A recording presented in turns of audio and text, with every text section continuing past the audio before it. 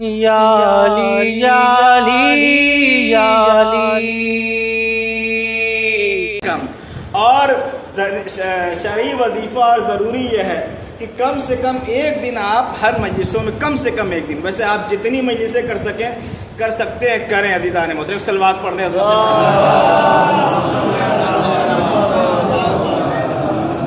تو قرآن مجید کی آیت ہے، میں صرف اس کی ترجمہ کرے کل سے انشاءاللہ اس آیت کے اوپر گفتگو ہوگی. اللہ کہہ رہا ہے، سورہ صف میں بھی آیت ہے اور سورہ توبہ کی بھی یہ آیت ہے.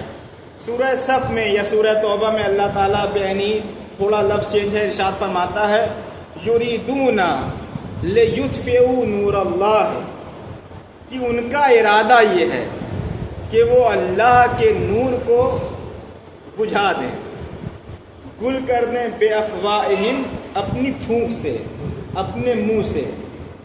بہت توجہ، یریدون لیطفئوا نور اللہ بے افواہہم، ان کا ارادہ ہے، ان کی کوشش یہ ہے کہ وہ نور الہی کو اپنی پھونک سے، اپنے منہ سے بجھا دیں.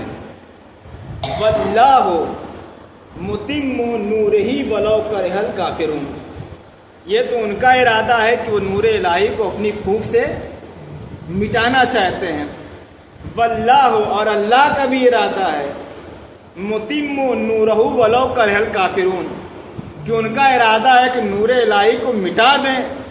اللہ کا ارادہ ہے کہ اس نور الہی کو مکمل کر دے، چاہے کافرین کو کتنا ہی برا لگے، چاہے کتنا ان کے لیے ناگوار ہو. ایک بات اب اس میں توضیح ہے، انشاءاللہ وہ دھیرے دھیرے بیان کی جائے کہ اس نور الہی کو مٹانا کون چاہتا ہے اور نور الہی کو اللہ تعالیٰ کون سے جس کو مکمل کرنا چاہتا ہے. اس کے بعد فرمایا هو الذی ارسل رسولہ بالہدی، کہ یہ وہی خدا ہے جس نے اپنے رسول کو ہدایت کے ساتھ بھیجا، ودین الحق، اور دین حق کے ساتھ بھیجا. اور کیسا دین حق؟ لیظہرہ علی کلہ، یہ ایسا دین حق ہے جو تمام ادیان کے اوپر غالب ہونے والا ہے. ولو کرہ المشرکون، چاہے مشرکین کے لیے کتنا بھی مشکل ہو جائے، مشرکین کو برا لگے، کافرین کو اچھا لگے، اچھا نہ لگے، یہ کام ہو کے رہے گا. جیسے ہم اور آپ کرتے ہیں، ہر سال محرم آتا ہے، فرش اعظام بچھاتے ہیں، 1000 فتوے آتے ہیں، 1000 اعتراضات ہوتے ہیں. کیا ضرورت ہے؟ 1400 سال سے یہ عجیب احمق آدمی ہیں، وہ ان کے جملے ہیں. بیوقوف آدمی 1400 سال سے وہی پرانا، وہی امام حسین کی یاد منائے جا رہے، اس کی ضرورت کیا ہے؟ لیکن چاہے ان کو اچھا لگے چاہے برا لگے، چاند نکلنے سے پہلے ہمارے یہاں فرش اعظم بچھا لی جاتی ہے. بھائی آپ دیکھیں، توجہ، ہمارے جذبہ ایمانی کی قدر کریں ہم اور آپ اپنے اس ایمان کو، کہ ہم چاند کا انتظار نہیں کرتے. ہو سکتا ہے کہیں اور انتظار کیا، کم سے کم شولی میں چاند رات کا انتظار نہیں کیا جاتا ہے. ادھر 29 تاریخ آتی ہے، چاند ہو یا نہ ہو مجلس اعزا شروع ہو جاتی ہے. دنیا کو ہم یہ بتانا یہ چاہتے ہیں جیسے اللہ کا ارادہ ہے کہ اپنے نور کو مکمل کرنا ہے، چاہے کافرین کو برا لگے چاہے اچھا لگے، اسی طریقے سے ہمیں نام حسین پہ ہر سال مجلسیں بھی کرنا ہے، ماتم بھی کرنا ہے، فرش اعزا بچھانا ہے، چاہے نقلی مسلمانوں کو اچھا لگے یا برا لگے. صلوات پڑھے محمد.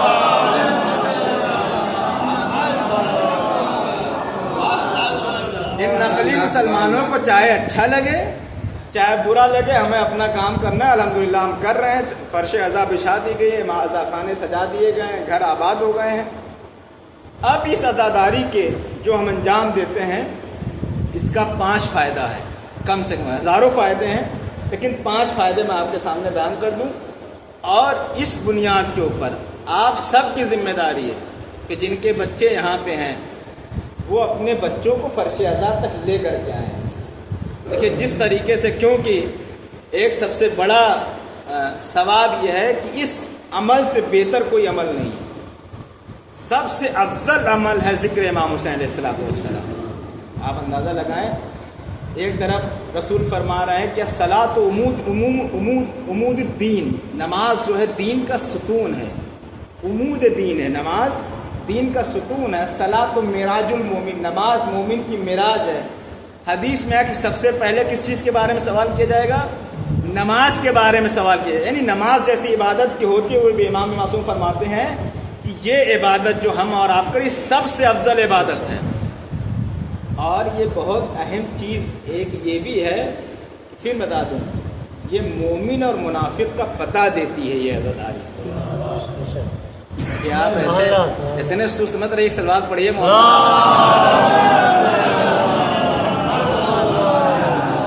دیکھیے مائک جب نہیں رہتا ہے تو اس میں سامعین کی ذمہ داری اور بڑھ جاتی ہے، ذاکر کو زیادہ طاقت لگانی پڑتی ہے، تو سامعین کی ذمہ داری کیا ہے کہ صلوات زور سے پڑھیں، بابا اور زور سے کریں، سبحان اللہ اور زور سے کریں، صلوات پڑھیے محترم۔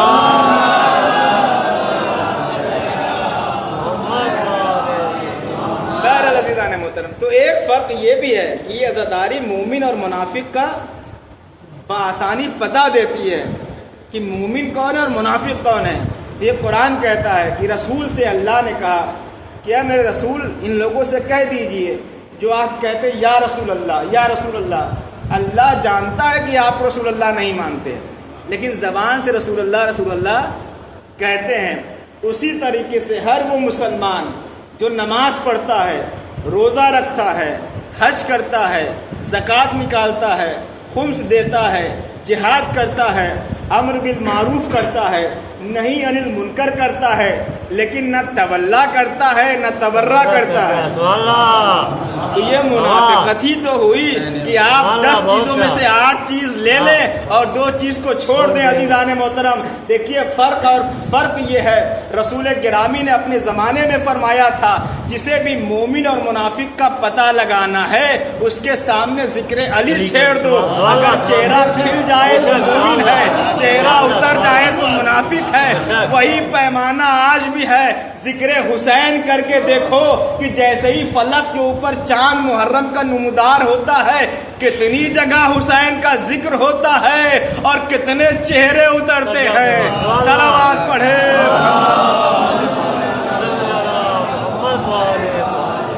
یہ تولا اور تبرہ پہچان ہے ہماری، اور دنیا کو یہ بتاتے ہیں عزیزان محترم کہ جتنی ضروری نماز ہے اتنی ضروری محبت اہل بیت علیہ الصلوۃ والسلام ہے۔ تو اس غم کے مجلس و عزا میں شرکت کرنے کے 5 فائدے ہیں۔ سب سے بڑا فائدہ یہ، سب سے پہلا فائدہ یہ ہے کہ ہمارے اور آپ کے گناہ معاف کر دیے جاتے ہیں۔ جیسے ہی آپ مجلس میں آئے، اور کل میں نے حدیث پڑھی تھی کہ اگر کوئی مجلس میں آتا ہے اور مکھی کے پر کے برابر بھی اس کی آنکھ سے آنسو نکلتا ہے تو اللہ تعالیٰ اس کے اوپر جنت کو واجب کر دیتا۔ جنت واجب ہونے کا مطلب یہ ہے کہ پھر آپ سرف ایکسل سے اسے دھول ڈال کے آپ کو جنت میں پہنچا دیا جائے گا۔ تو آپ ہر حال میں بہرحال جنت میں جانے والے، جنت واجب ہو گئی تو اب چاہے جیسے بھیجا جائے لیکن آپ کو بھیجا ضرور جائے گا جنت میں۔ تو سب سے پہلا فائدہ یہ ہے کہ ہمارا اور آپ کے گناہ معاف ہو جاتے ہیں۔ روایتوں میں آیا ہے کہ جیسے ہی کوئی انسان اپنے گھر سے قدم بڑھاتا ہے زیارت حسین ابن علی علیہ الصلوۃ والسلام کے لیے،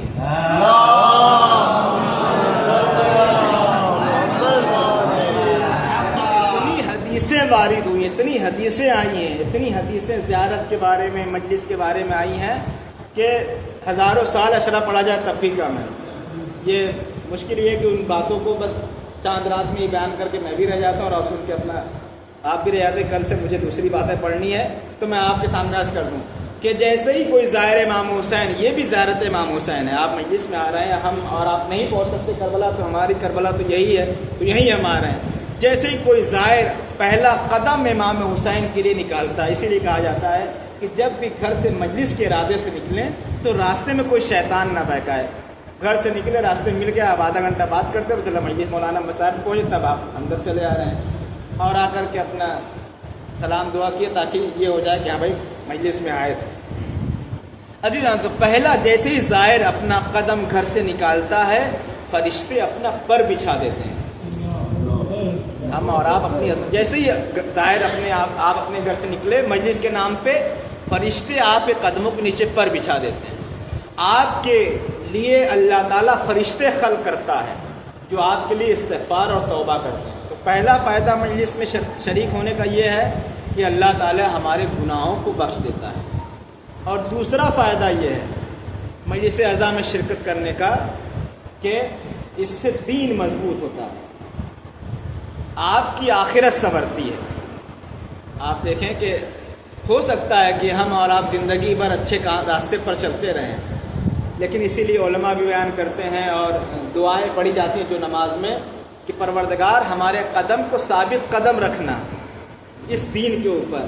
دیکھیے زندگی کیسے گزاری ہے مسئلہ نہیں ہے، حدیثیں جو آئی آپ سنتے رہتے ہیں، ممات ولم یارف ممات علی حب آل محمد ماتا شہیدہ۔ حب اہل بیت میں جینا کمال نہیں ہو سکتا، زندگی بھر آپ حب اہل بیت میں جیتے لیکن جب مرے تو حب فلانی میں مرے۔ اور معاویہ کی محبت میں مر گئے آپ۔ مثلاً ایک صاحب جو تھے بہت بڑے عالم گزرے ہیں، مسلک کے امام گزرے ہیں، زندگی بھر علی علیہ الصلوۃ والسلام قصیدہ پڑھتے رہے، جب مرنے لگے تو شیطان ان کے پاس آیا اور آنے کے بعد ان کو بہکا دیا۔ تو مرتے وقت کا جو ان کا جملہ تھا، کہنے لگے مجھے آج تک میں کنفیوز ہوں، ابھی تک سمجھ میں نہیں آیا کہ علی حق پر تھے کہ معاویہ حق کے اوپر۔ اور اس کے بعد انا للہ و انا الیہ راجعون۔ اب یہ بتائیے ان کے اشعار آج تک ذاکرین پڑھ کے داد لیتے ہیں، ان کے اشعار موجود ہیں حب اہل بیت کے لیے۔ انہوں نے فرمایا تھا کہ محبت حدیث رسول کی، اور اس کو شعر انہوں نے پڑھا کہ علی کی محبت ایک ڈھال کے جیسی جو جہنم سے انسان کو بچاتی ہے۔ تو ان کے اشعار کو پڑھ کر کے، ان کی باتوں کو پڑھ کر کے ذاکر آج جو ہے واہ لوٹ رہا ہے، لیکن وہ بیچارے کہاں گئے؟ جہنم میں۔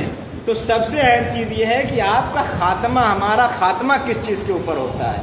تو ایک اور یہ بھی آپ دیکھیں، چاہے جتنا بھی گنہگار بنتا ہو، دیکھیے ہر چیز کے بارے میں وہ نماز چھوڑ سکتا ہے، ساری چیزیں برائی کر سکتا ہے، مثلا حد یہ کہ شراب پی سکتا ہے، لیکن جہاں امام حسین کی بات آتی ہے تو کہیں نہ کہیں وہ آ کر کے پہلو میں صحیح دور صحیح، ارے مجلس ہو رہی ہے، مجلس سے کیسے ہم دور بھاگ جائیں؟ تو مجلس اسے کہیں نہ کہیں کھینچ کر لاتی ہے، اور یہی مجلس جو اس کی نجات کا ذریعہ ہو جاتا ہے۔ اسی لیے کہا جاتا ہے کہ مجلسوں میں شریک ہو۔ تو دوسرا فائدہ یہ ہے، پہلا فائدہ یہ ہے کہ مجلس میں آنے سے ہمارے گناہ معاف ہو جاتے ہیں۔ دوسرا فائدہ یہ ہے کہ مجلس میں آنے سے ہماری آخرت اچھی ہے، ہم مریں گے انشاءاللہ حب اہل بیت کے اوپر، ہم مریں گے انشاءاللہ دین کے اوپر۔ اور تیسرا یہ ہے کہ اس میں ثواب بے حساب ملتا ہے، مجلس کا ثواب آپ کو بے حساب ملے گا۔ آپ روایتوں میں ہے کہ ایک زیارت کا ثواب 70 حج اور 70 عمرے کے برابر ہے، جبکہ حج آج کل کتنے میں ہو رہا ہے؟ 7 لاکھ روپے میں، اور زیارت کتنے میں ہو رہی ہے؟ 1 لاکھ 1.5 لاکھ کے اندر ہو جا رہی ہے۔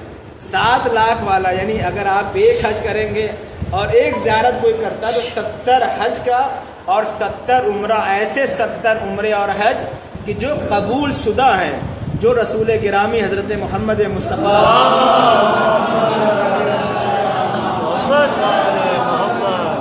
کے ساتھ انجام دیا، ایسے حج کا ثواب ملتا ہے۔ ہو سکتا ہے کوئی اعتراض کر دے کہ اتنا کیسے ثواب مل سکتا ہے زیارت کا، کیا امام حسین نے کر دیا ہے؟ کمبخت تجھے پتہ نہیں کیا امام حسین نے نہیں کیا۔ دیکھیے دوسرا کوئی شک کرے وہ اپنا جہنم میں جائے، لیکن آپ کو یقین ہونا چاہیے کہ اس ہر ایک مجلس میں جو آپ آتے ہیں تو آپ، ہمارے یہاں چلتا ہے بھکو، جانتے ہیں آپ؟ ایک بوری ہوتی ہے، اس سے بڑا بورا ہوتا ہے، اس سے بڑا بھکو ہوتا ہے، بھکو جس میں بھوسا بھرا جاتا ہے۔ سلوات پڑھیے محمد والے محمد۔ تو ایک عالم دین ان کا کہنا یہ ہے کہ جو ہمارے ستین صاحب ہے، سلوات پڑھیے محمد والے۔ تو جب زیارت پہ زائر جاتا ہے تو ظاہر سی بات ہے ایک ایک قدم کے اوپر، ابھی 40 میں لوگ جائیں گے، کبھی بھی جاتے ہیں زیارت امام حسین، جب قدم ایک ایک قدم کے اوپر 70 عمرے کا ثواب ملتا ہے۔ تو ان کا یہ کہنا ہے کہ میں سوچتا تھا کہ اتنا ثواب ملتا ہے، ظاہر کا کیا ہوتا ہوگا؟ مطلب ایک آدمی ایک بار زیارت کرنے کے لیے گیا، شولی سے نکلا اس کا قدم، شولی سے لے کر مثلا لکھنؤ یا دلی تک، دلی سے لے کے کربلا، کربلا سے لے کے نجف، نجف سے کاظمین، سامرا، قوم ہوتا ہوا واپس شولی آ گیا۔ ہزاروں قدم اس میں چلے اور ایک قدم پہ 70 عمرے کا ثواب مل رہا ہے۔ اب جو آدمی اتنا ثواب لے کر کے آیا ہو تو انہوں نے کہا اس کی وجہ یہ ہے کہ اتنا ہم اور آپ گناہ کرتے ہیں، اتنا اور ہم اور آپ غلطیاں کرتے ہیں، کہ ہمارا ثواب جو ادھر سے کٹتا رہتا ہے ادھر سے بڑھتا رہتا ہے. اتنا ثواب اسی لیے رکھا کہ ہر مجلس کے اندر آپ آتے ہیں 70 عمرے کا ثواب ملتا ہے. اور یہ ثواب حق ہے. دیکھیے ہمارا آپ کا حق ہو نا، یہ حسین ابن علی علیہ السلام کا حق. ہر سال واقعہ پڑھا ہے تو میں واقعہ نہیں پڑھوں گا کہ ایک بادشاہ تھا، اس نے پوچھا کہ ایک بوڑھی عورت نے میری جان بچائی تھی پانی پلا کر کے. جب وہ اپنے بادشاہ نے اس عورت سے کہا کہ جب بھی تمہیں کوئی ضرورت ہو تو میرے پاس آ جانا. تو یہ واقعہ امام حسن امام حسین سے بھی مخصوص ہے اور بوڑھی عورت سے بھی مخصوص ہے. بہرحال وہ بوڑھی عورت آئی ایک زمانے عرصے دراز کے بعد بادشاہ کے پاس، اور اس نے کہا کہ میں وہی عورت ہوں جس نے تمہاری جان بچائی تھی پانی پلا کر کے، مجھے کچھ عطا کر دیجئے.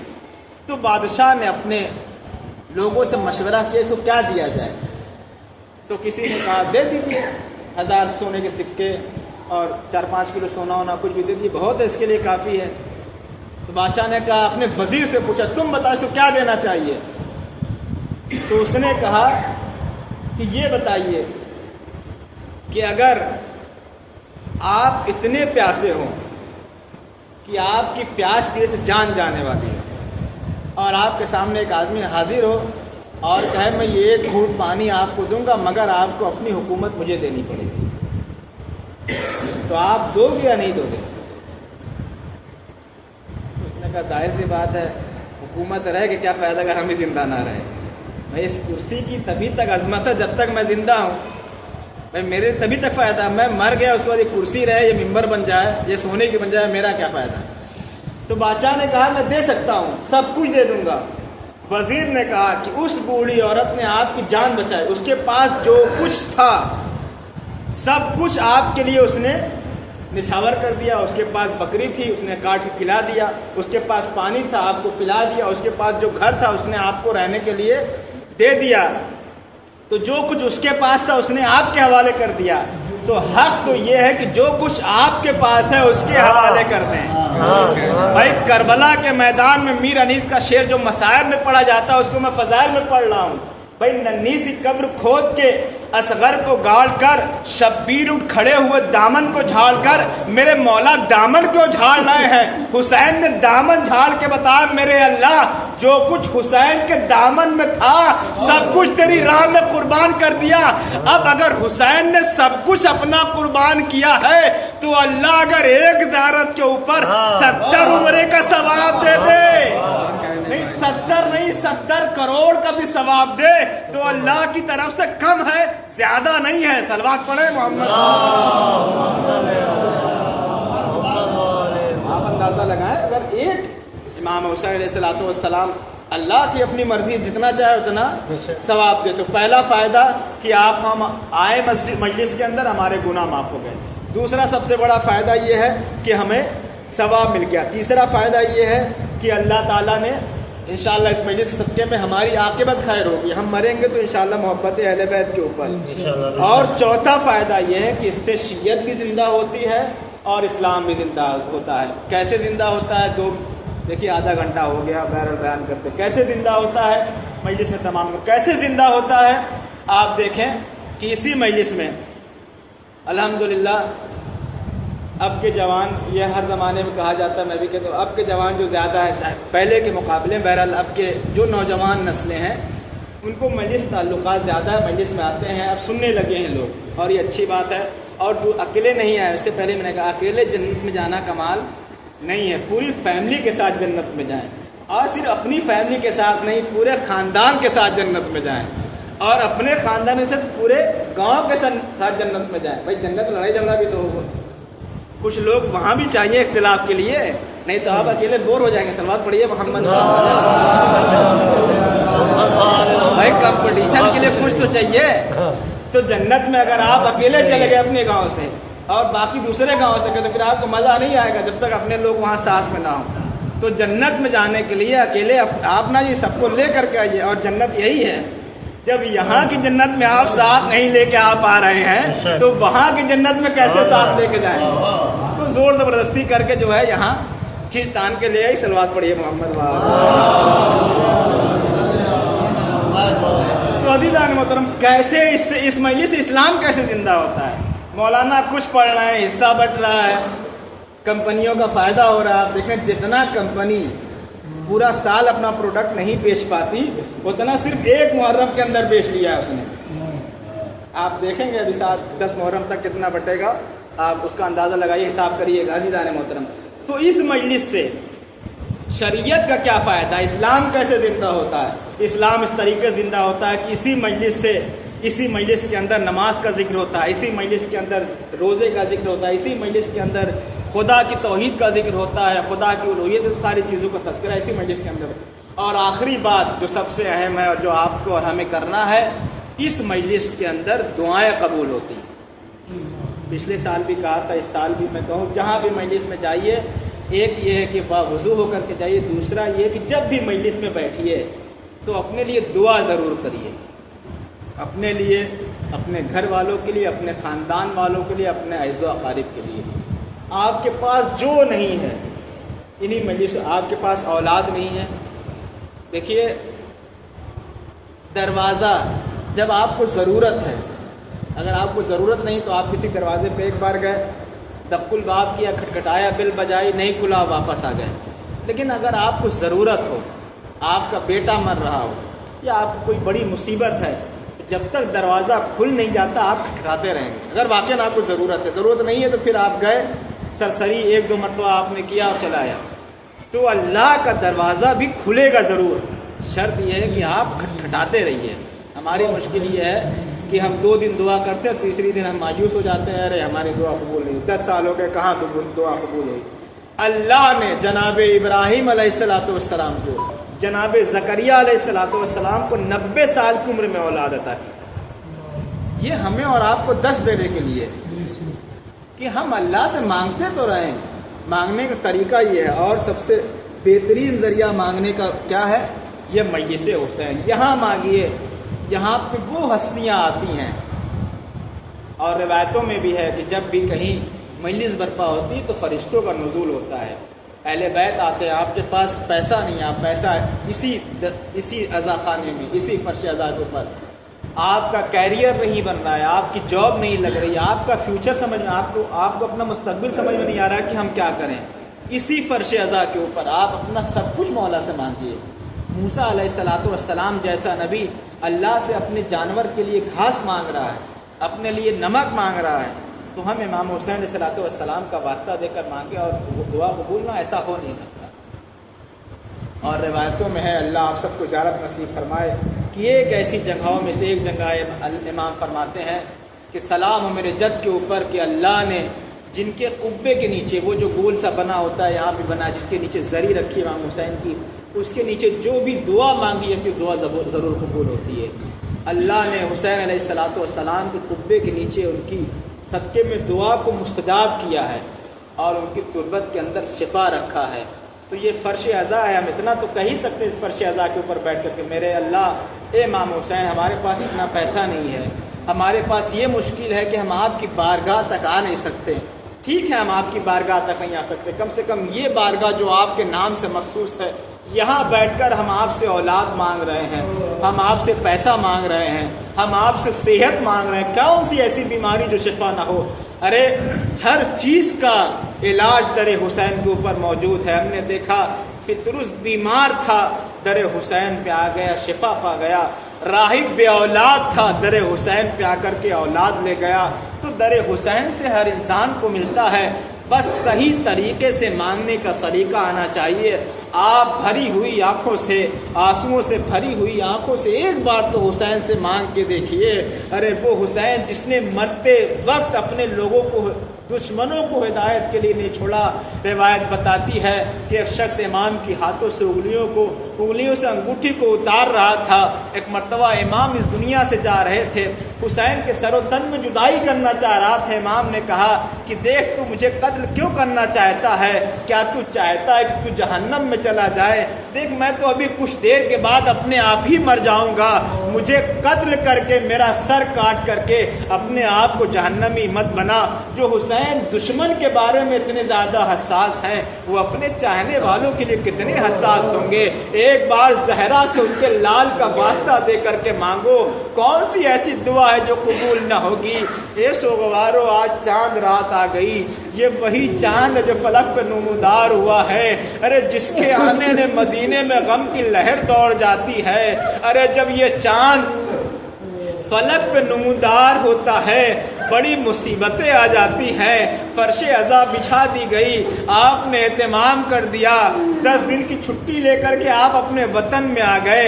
آپ کی ذمہ داری ہے کہ آپ خود بھی آئیں مجلسوں میں، اپنے بچوں کو زبردستی لے آئیں، اپنے بچوں کو قسم دیں، مائیں اپنے بچوں کو اوپر واجب قرار دیں، اگر تم حسین کی مجلس میں نہیں جاؤ گے تو ہم تمہیں اپنا دودھ نہیں بخشیں گے۔ اے سوگوارو، ایک ماہ کا واقعہ ملتا ہے کہ جب بھی چاند، جب وہ اپنے ہمیشہ اپنے اس کا نوجوان مرا تھا، اس کا جوان مرا تھا، اپنے جوان کی قبر کے اوپر جاتی تھی، آنسو بہاتی تھی۔ روایت بتاتی ہے کہ جب چاند رات آئی ہے وہ اپنے بیٹے کی قبر کے پاس پہنچی اور کہا کہ میرے لال، آج سے تیری قبر پہ رونا بند، کیونکہ آج سے چاند نمودار ہو گیا ہے۔ اور ہم شیعوں کا طریقہ یہ ہے کہ جب چاند نمودار ہوتا ہم اپنے غموں کو بھلا دیتے ہیں، صرف حسین کا غم مناتے ہیں۔ اے میرے لال، آج سے تیری ماں تیری قبر کے اوپر آنسو نہیں بہائے گی۔ وہ بی بی وہاں سے دور گئی اور امام بارگاہ میں آ گئی یا کربلا میں آ گئی، اور آنے کے بعد امام حسین کا ماتم کرنے لگی۔ اے مولا، اب تو چاند فلک پہ نمودار ہو گیا۔ ارے یہ چاند جب زینب نے سفر میں دیکھا ہوگا تو عجب نہیں کہا ہوگا، اے چاند کاش کہ تو نہ نکلتا تو میرا حسین سلامت رہتا۔ ارے جب لیلا نے یہ چاند دیکھا ہوگا تو تمنا کی ہوگی، ہائے یہ وہی چاند ہے جس چاند میں میرا اکبر مارا جائے گا، یہ وہی چاند ہے جس چاند میں قاسم جیسا چاند تباہ ہو جائے گا۔ جزاکم اللہ، خدا کوئی غم نہ دے سوائے غم مظلوم کربلا کے۔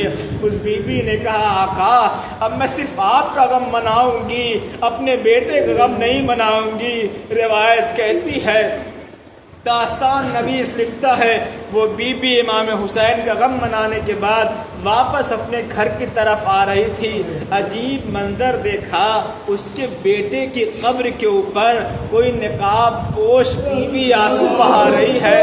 دیکھیے، آپ تو ہر سال سنتے ہیں، سمجھ گئے ہوں گے وہ نقاب پوش بی بی کون سی ہے۔ ایک مرتبہ اس بی بی نے دیکھا کہ ایک چادر والی بی بی میرے بیٹے کی قبر کے اوپر بیٹھی ہوئی آنسو بہا رہی ہے۔ قریب آئی، آنے کے بعد کہا، اے بی بی، آپ کس کی قبر کے اوپر آنسو بہا رہی ہیں؟ اے بی بی، آپ یہاں کیوں آنسو بہا رہی ہیں؟ کہا میں جانتی ہوں کس کی قبر ہے۔ کہا تب کیوں آنسو بہا رہی ہو؟ کہا میں جانتی ہوں یہ تمہارے بیٹے کی قبر ہے، اس لیے تم ایک مرتبہ اس نے ہاتھ جوڑ لیا، بی بی جب آپ جانتی ہیں کہ یہ میرے بیٹے کی قبر ہے تو آپ یہاں کیوں آنسو بہا رہی ہے؟ ایک مرتبہ اس بی بی نے آواز دی، ارے یہ کیسے ممکن ہے تم میرے لال کا ماتم کرے اور تیرے لال کا ماتم نہ ہو؟ ارے تو نے اپنے لال کا ماتم چھوڑ دیا، میرے حسین پہ آنسو بہا رہی ہے، میں تیرے لال پہ آنسو بہا رہی ہوں۔ اے سوگوارو، میں شہزادی کی بارگاہ میں ہاتھ جوڑوں گا، بی بی آئیے دیکھیے، یہ آپ کے عزادار، چاند نکلا نہیں، آپ کے لال کا غم منانے کے لیے فرش عزا پہ بیٹھے ہیں۔ اے شہزادی زینب آئیے دیکھیے، یہ آپ کے بھائی کے عزادار آپ کو مرسا دینے کے لیے آئے ہیں۔ اے شہزادی سکینہ آئیے دیکھیے، یہ آپ کے بابا کے عزادار فرش عزا بچھائے ہوئے بیٹھے۔ اللہ اللہ